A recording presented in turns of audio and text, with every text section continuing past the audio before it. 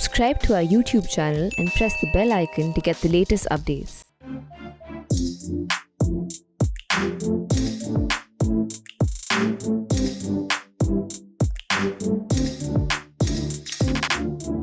Hello and welcome to Softcover, the print's new platform to launch books online during these times of the coronavirus pandemic. The launch today is in association with Harper Collins. We're launching a book titled Invertonomics. It's authored by Mr. Goonmeet Singh Chauhan. Welcome, sir. I'm happy to be here with you. Mr. Chauhan is a practicing architect and the founder of Design Forum International. You may have seen his work in many parts of Delhi. He's designed the Select City Walk in Saket. He's also designed the ITO footover bridge. He's also designing many upcoming government buildings. So, sir, we'll first unveil your book and then we'll have a conversation about the book, and your ideas of your 8 ideas to transform it.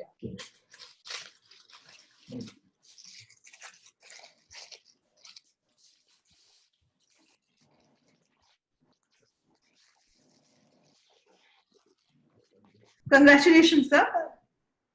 Really feels great. It's taken 8 years to reach this far. Oh, okay. I want to begin by asking you that when you wrote this book, you talked a lot about things would probably the way nudge economics works, right? Nudging people to follow good behavior, either through fines or through some kind of a social incentive. So I feel that all of us aspire for a country where things work. And it's very important that citizens are able to individually act towards collective good. But often there is a conflict. I mean, it's convenient to chuck litter on the road than to walk to the nearest bin and put it there. It's convenient to honk rather than wait a while. It's possibly, for whatever reasons, more convenient to snake drive than to lane drive. And therefore, what the book does is it provides for a shift in the ecosystem where a more inspired citizenship prevails, and government, through newer legislations and some tweaks in the ecosystem, is able to effect that. Money is a key driver for social change, so is technology. So essentially, the book suggests an ecosystem-based approach to solve problems in a manner that citizens would align to solving problems. And it creates a bhagidari sort of between the government, between a private enterprise, which is going to play a very pivotal role in implementing these changes, and the citizen. So that's the whole context within which solutions are being suggested in this book. Can you tell us a bit about smart cards? Many of your solutions are based on the smart card concept that you have. Yes. So you see, there are 8 ideas that, or rather 8 problems that are being addressed here. 5 of them are about city level problems. Some of them might not seem that big, but actually when they play out in your own life, they are big. So air pollution, for example, is a city level problem which we seek to solve using the smart card. Traffic compliance in terms of convenience, capacity, safety on the road is something that we wish to address through smart cards, and also honking. Apart from that, there are other ideas, city-level ideas like access to public toilets, how we can manage garbage segregation at source much better, and then some other ideas which are not related to smart card. I feel that today it's possible to individually measure social behavior. And the smart card solution, let's start with, let's say, honking, which is the first thing that the smart card would solve. Consider that every time you honk, you have to pay a rupee. What it would do is that it would make your honk behavior extremely appropriate and efficient. Currently, people honk out of rage. They could be habitually honking. They could be hurried and therefore they're honking, or they could be just nervous. So what we have proposed is that and the government has tried in the past, and civil society has tried in the past to run educational campaigns. Different countries over the years have attempted different solutions, but they don't work in a diverse sort of demography like ours. So what one is proposing is that you have a certain free set of allowable honks, but beyond that, each time you honk, you would have to pay 1 rupee.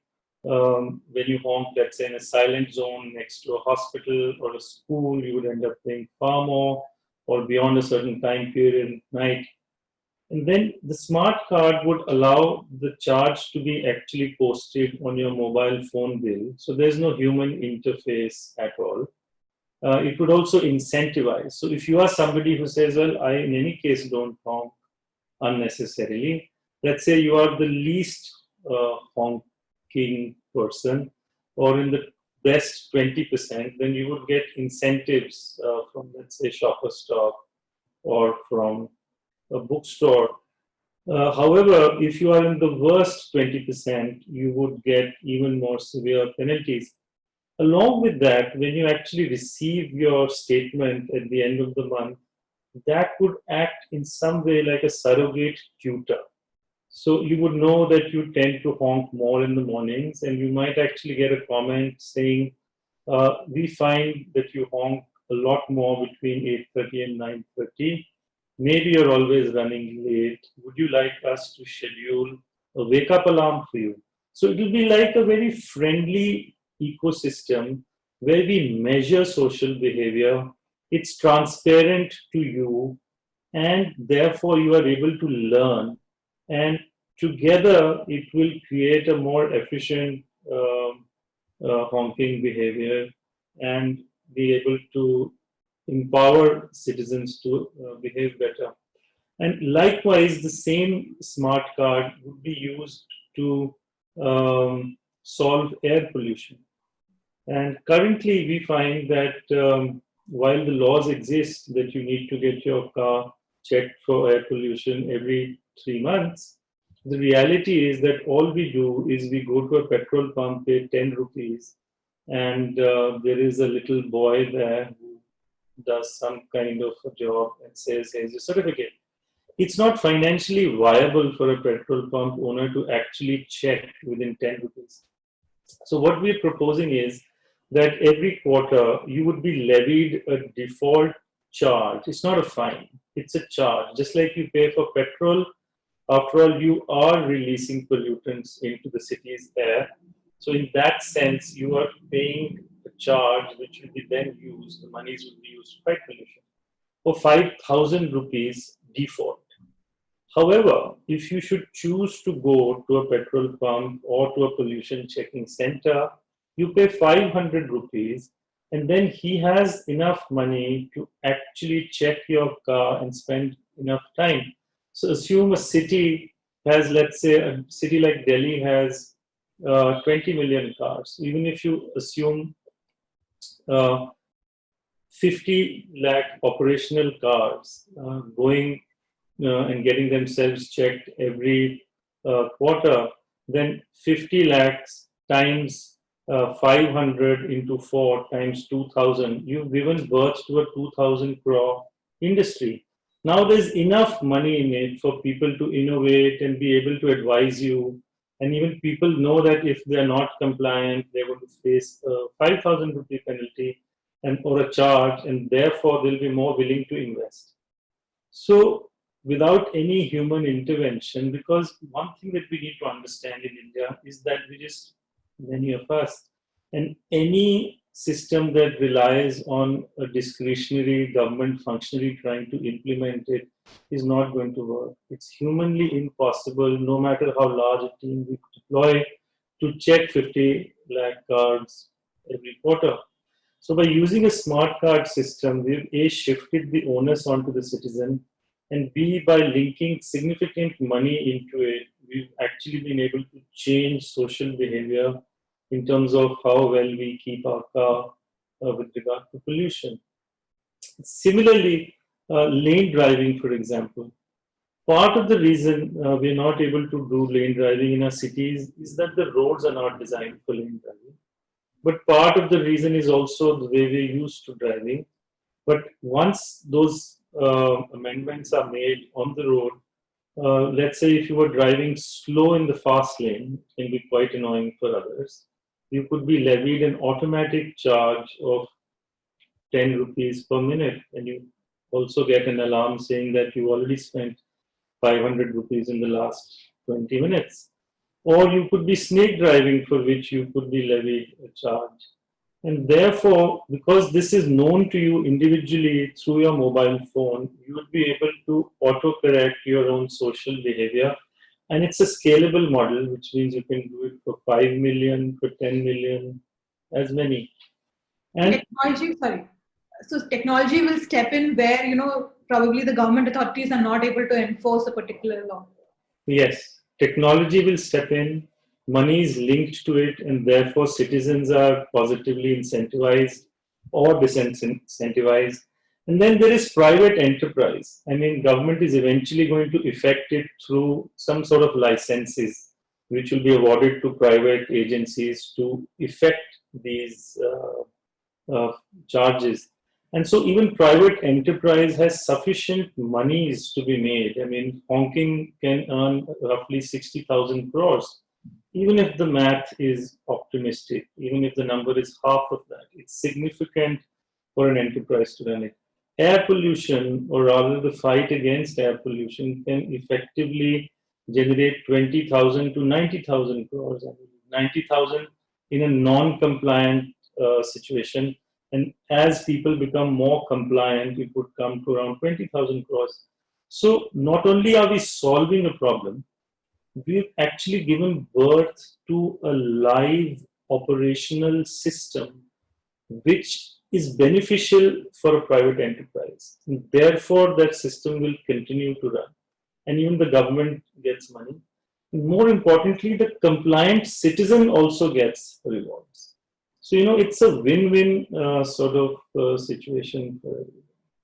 You obviously think the private sector is better placed to bring in these kind of, new technology and to implement this, and actually not the government in terms of delivery of these services. So I think the competitive environment needs to be created. And let's say you give 3 licenses in every city. Let's say you would give 3 in Bombay. You can give 1 to a government agency and give 2 to private agencies, so that there is no monopolistic behavior. And let them compete. Let them reward the compliant citizen more. Because eventually we don't want it to be seen as an unpopular measure. What we want it to be seen is that if you are compliant, if you're not littering, then you are a great citizen, and therefore you do get better discounts. However, if you are somebody who is littering, then clearly you are fined. And we have pattern recognition technology-based cameras available now. Many cities are using it. And given that this is in the public space, privacy should not be that much of an issue, although that is also a question that would arise. But the benefits would far, far outweigh the points against it. And even subsequently, when you look at the chapter on safety, and when we're looking at safety in the public space, all this is going to hugely impact safety, especially automobile accidents account for 1.25 million deaths in India every year.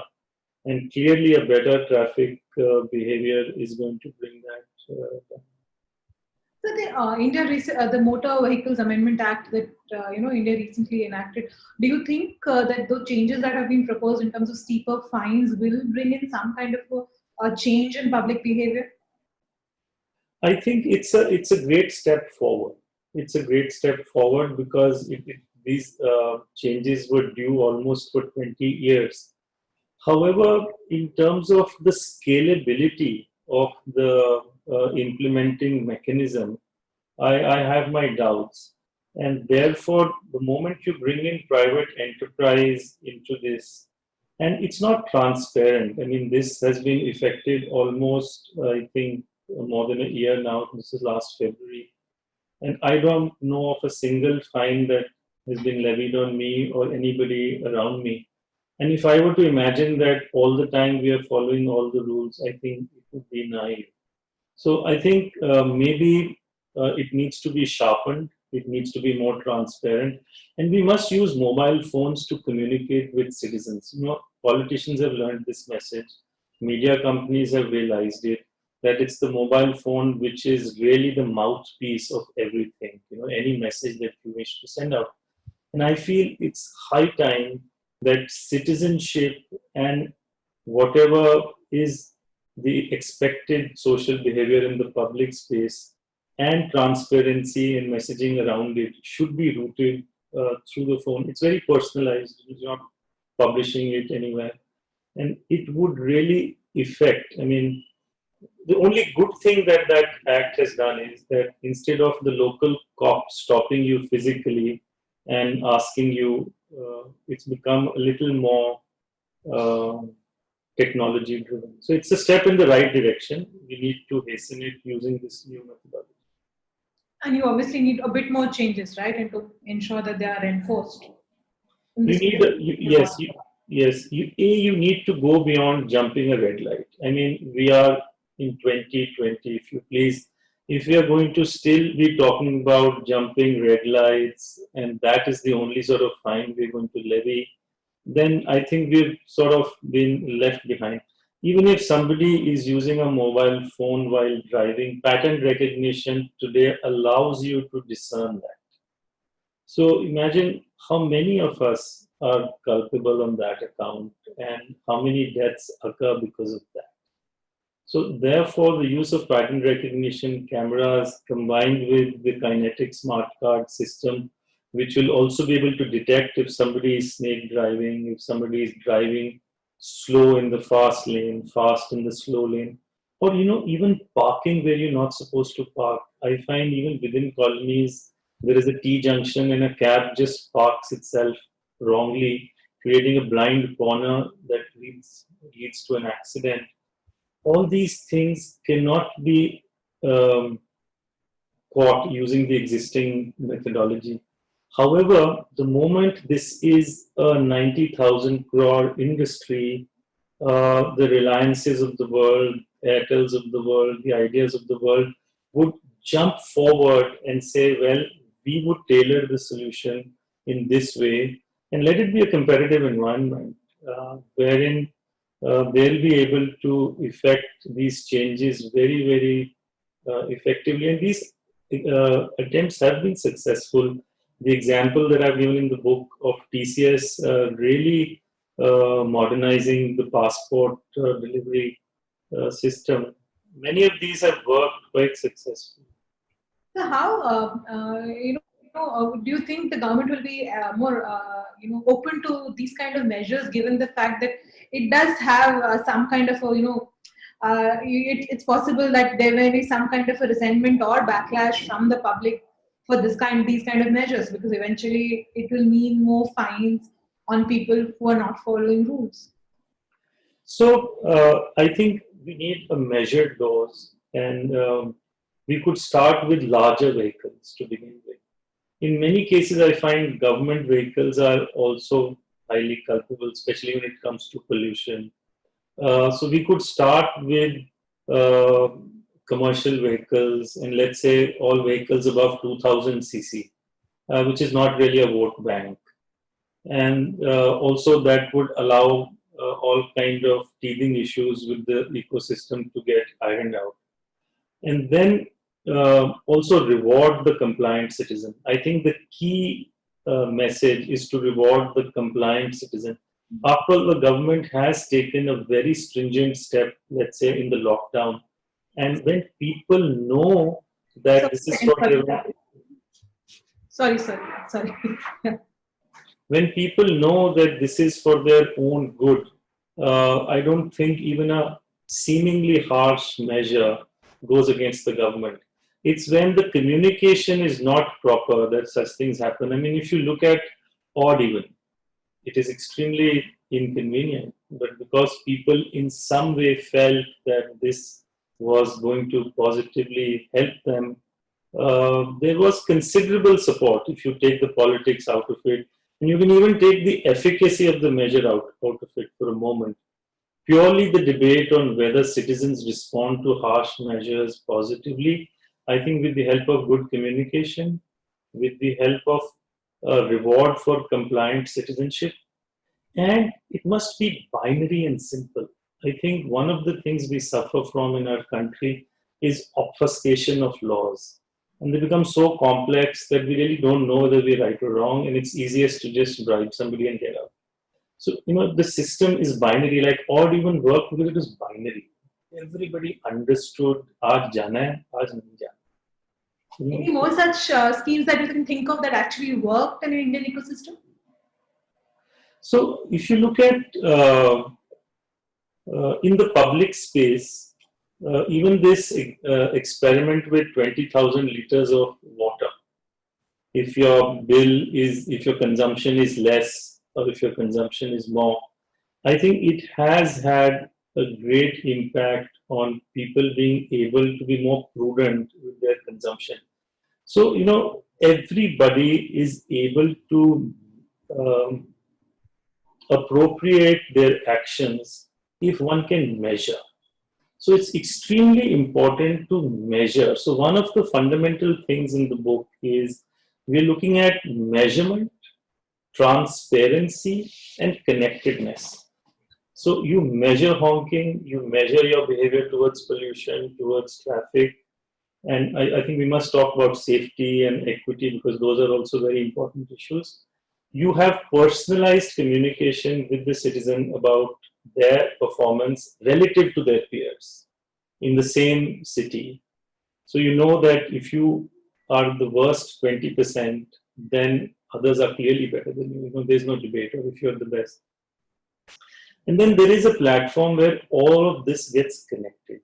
So whether it is the private enterprise or the corporates who are giving you discounts or the government, all of them are acting in unison on a simple technology platform. So I think it would work quite well. But also, as you said, you've also addressed it in many things that there will be privacy concerns surrounding this. Do you think there need to be like strong laws on how, this kind of a data that is like citizen data is stored and not shared?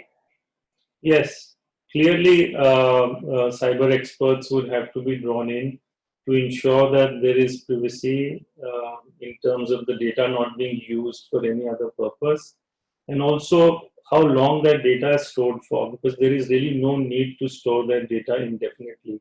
So the moment you say that the data can only be stored for 72 hours or 48 hours, except when there is something worth reporting, that in itself will take care of many issues with regard to privacy and data. So you talked about the Pedestrian Corporation of India, you talked about a Toilet Corporation of India. Do you really need more bodies to implement these kind of social good measures? Or I think the whole let's look at the Pedestrian Commission of India. Now, out of the 1.2 million people who die every year because of motor accidents, 45% are pedestrians. So if you look at our cities, in terms of the walkability in our cities, it is abysmal. And there is no one agency which is responsible for it. So if you look at Google Maps, today it's possible to predict how much time it would take to go from point A to B in the city because there is a map of the roads. I don't know of any city in this country that has mapped its pedestrian fabric, that has mapped what is the density of pedestrians on a particular route. So we find incremental measures, like Delhi has come up with a norm that footpaths need to be at least 2 meters wide. I mean, anywhere in the world you would find people would rather walk 1, 2, 3, 4 kilometers than use an automobile. However, in India, even if a child has to catch a school bus, most likely you go to the school bus by car because it's not safe. You go to the park by car, you go to the bank by car, you walk to the nearby market by car.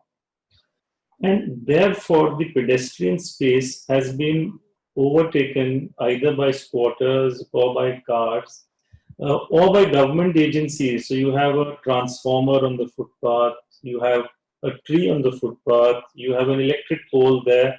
You see bus stops in Delhi are all on footpaths. And I feel there is simply no Mai-Baap of the pedestrian. So the Pedestrian Commission of India is going to be like an overarching body, a body of experts that would do advocacy for the pedestrian. More importantly, it would be a funding agency. Nobody likes regulators without money. But the moment you have a regulator that is also giving you money, then every municipality is going to listen to them. We'll bring in funding. There are enough and more funds that come into the country for city development. But I find, and oftentimes I sit in these meetings, that one officer is trying to relearn through his own experience how to create a proper footpath. There is no city level mapping of footpaths. There is no city level data available.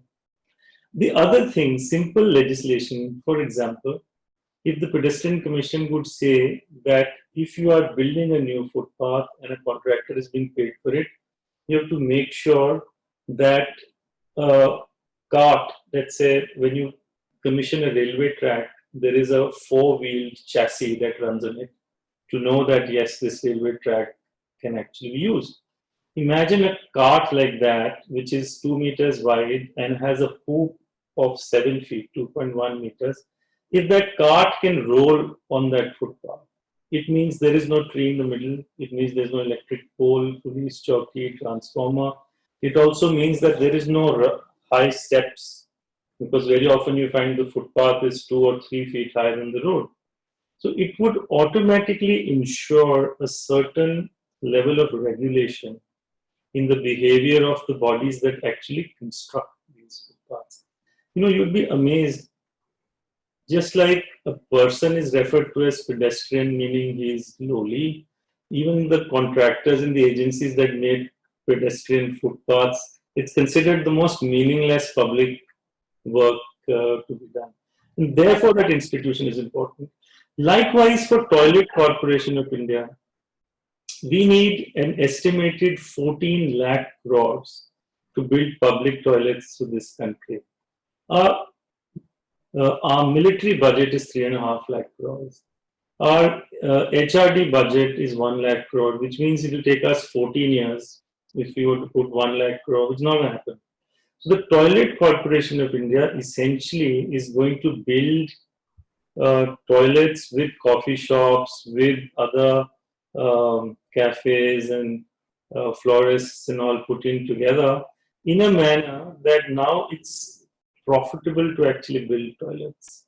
And therefore, again, the Toilet Corporation of India comes in as an expert body that is also bringing in funds.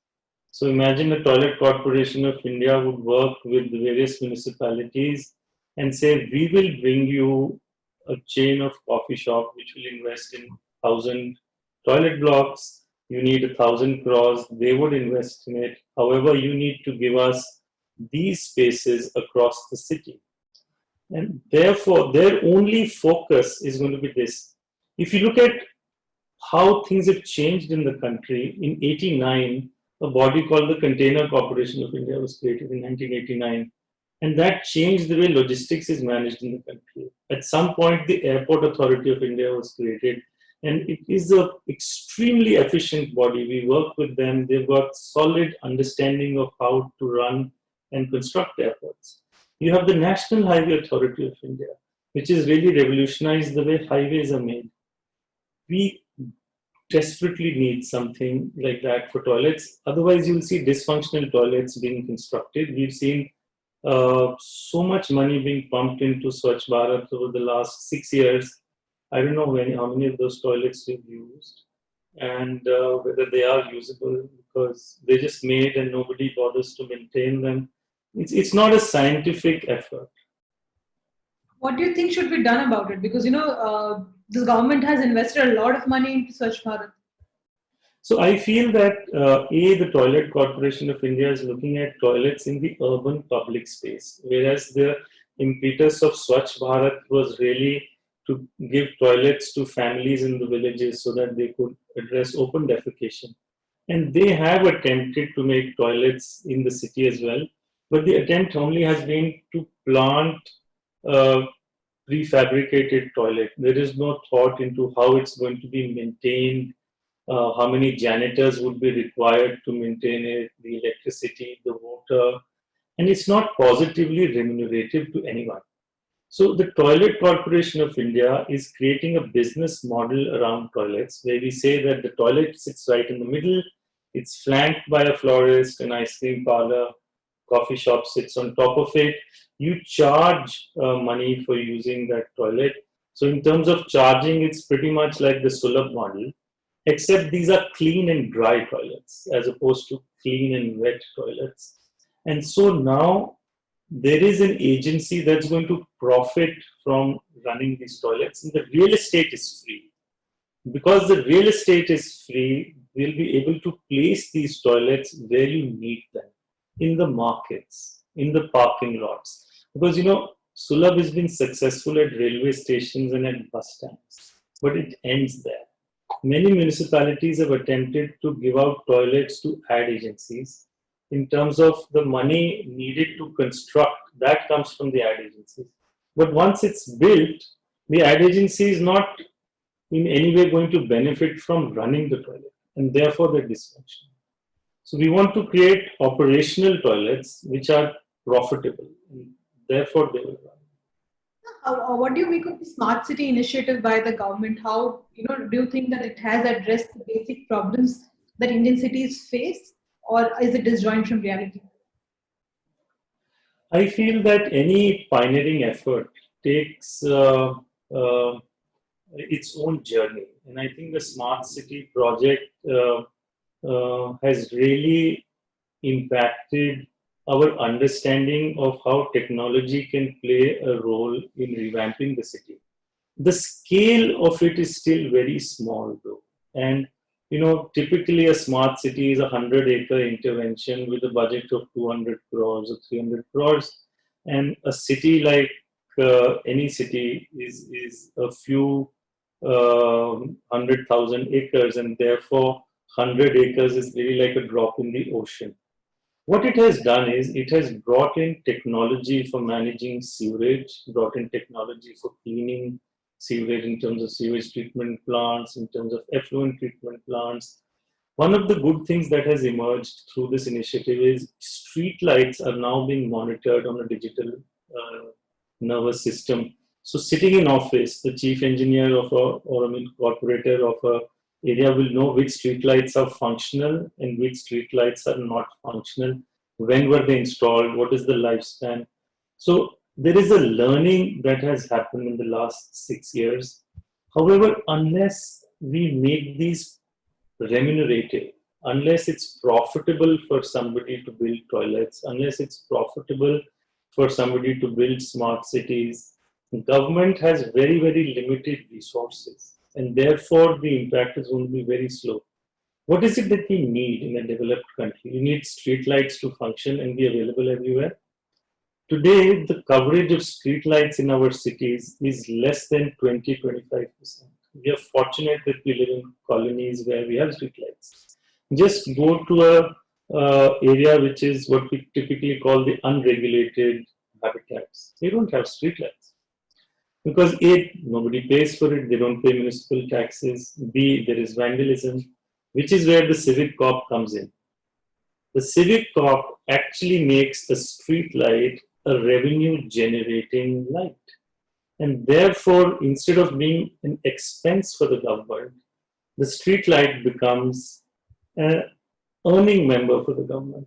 So instead of government spending money on the streetlights, now government will license the rights to install streetlights because it comes fitted with a pattern recognition camera.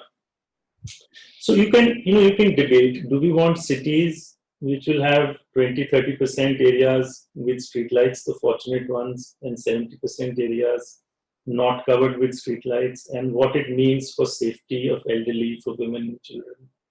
Or would we opt for a system that will allow for 100% coverage? Because now private enterprise is going to make money and be willing to invest in its creation as well as its maintenance. So I think smart cities has taught us that it's doable, but a lot more needs to be done, and only if it's remunerative will we see it happen in our lifetime. Otherwise, it's going to take 100 years. But the measures that you have suggested, do you think that it can correct, the fact that most of our cities are unplanned? Yes, you see, planning and interventions need to go hand in hand.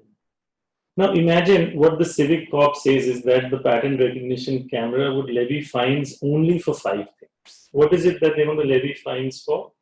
For littering, for urinating and defecating in public, for vandalizing public property, for lynching, if you please. So in a situation where the mandate given for imposing fines is so definitive, if you can suddenly have a system that is able to isolate any instance of littering and fine that person that very moment, somebody is just thrown a plate out of the car and that person is fined, gets his fine on his own mobile phone of 500 rupees, he's less likely to fine again. And even in unplanned colonies, vandalism is rampant. One of the reasons you can't put streetlights there is because they'll get vandalized. However, if they're all in a row, then you know who's vandalizing in real time. You also have a control room that is capable of seeing. And pattern recognition cameras on their own are capable of making it. So I think these are hard choices. The good thing is that only non-compliant citizens would be paying fines. Others will benefit that you now have a functional street light. And therefore, I think it's the most sensible thing to do. So also, my last question, I want to talk to you about your idea of the Office of Bharat, right? Where you're talking about all services under one place for the people. Is that kind of an idea again, something that that is imaginable, given the fact that at the current there's an entire every service is spread across different places, and there's a lot of disjointedness to that. Yes, if you actually look at it, in 70 years, all that has happened in our villages is we are saying today that we've got all villages electrified, or all villages are connected by road. And otherwise, there is complete dysfunctional administration because buildings are just scattered here and there. Now, if you look at any large city, for instance, a large city is known, it's large because it has an airport. If you go one level lower than that, a city which has a railway station where many trains stop is considered a large city. You go one level lower than that and people say, okay, this train stops here and therefore it's considered a good city. Now, why was it so important? That it was important because people can come and go. It's like a hub. Similarly, in a city, to make the economy vibrant, city planners create business districts. Business districts is where all the commercial action happens.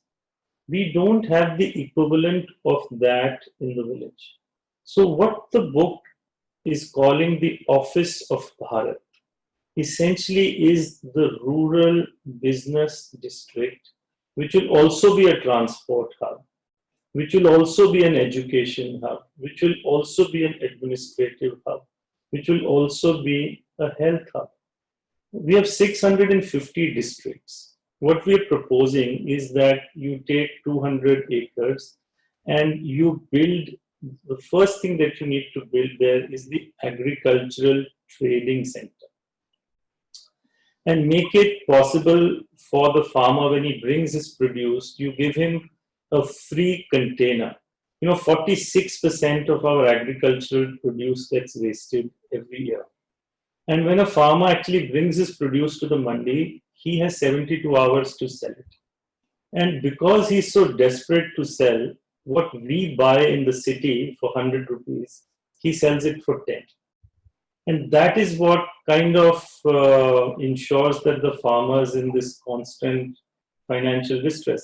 So when he comes to this rural business district center that we call in the office of Bharat, he will get a container which will essentially give him the option of getting a free, rodent-free space to store his produce. It can be even a refrigerated container. And then we are going to upload it on a digital platform where he'll be able to trade his produce and actually get a fair price. Instead of getting 10 for 100, he might be able to get 30 or 40. And that money will go into his bank directly. So instead of getting money from a money lender at a very high interest, he will now have access to organized capital. And it's the same place which will also have schools for his children. It will also have a hospital. It will also have the district collector's office. Even if you look at the British days, every district had the DC office. And they would put a clock tower there. If you look at the Western country model, there is the downtown. The downtown has the sheriff. The downtown has the post office, the bank, and the bar. It is where all those activities congregate. And because they congregate, there is a certain synergy. That is completely lacking in our rural ecosystem right now. So imagine if that kind of an opportunity is made available to every district in our country, along with the containers being provided to them, the digital platform being provided to them. And very interestingly, the government has now made amendments to allow farmers to sell in other states. So the time is ripe really to implement that. And the investment that will go into Office of Bharat, let's say 200 to 400 crores gets spent times 650, we need 13,000 to 20,000 crores. No, sorry, not 13, the 1,30,000 to 2,60,000 crores. That money would again be retrieved because of rural real estate that you can develop around that Office of Bharat, because the land around that would also rise in value. So government can build maybe 2 in every state. And of course, the Office of Bharat Corporation would have to work with the states, because eventually, even if it's a central government scheme, some money could come from the center, some money would come from the states. And we create pilot projects in every state. And thereafter, again, bring in private enterprise to build these offices of Bharat. Or the government could build it as, in terms of do the overall site development, and then private enterprise could come in and build the mandi and such like. So the government to begin with, and then probably the private sector stepping in for this kind of. Yes. Thank you so much, sir, for taking out time and speaking about your book and your ideas. Thank you so much. Really delighted to be here. Thank you for arranging this interaction. And all the best for your book, sir. Thanks a lot.